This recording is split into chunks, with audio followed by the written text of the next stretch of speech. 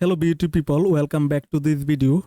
Today in this video I'm gonna show you how you can fix website change not show in live site on Elementor WordPress. So before start I would like to request you please do subscribe my channel. So let's get started.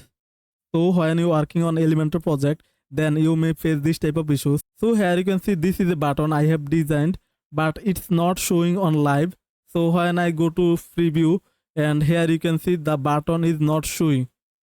So to fix this issue, we need to go our Elementor dashboard. First, we are going to our WordPress dashboard. Okay, now on the left panel, here you can see Elementor. Just hover on Elementor. Now, just on the right side, here you can see tools. Just click on that tools.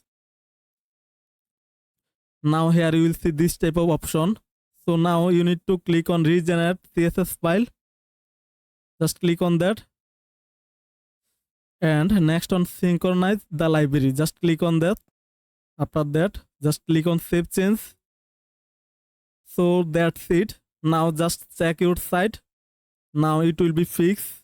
So let's reload and here you go. So this is how you can fix website change not show in live in Elementor WordPress.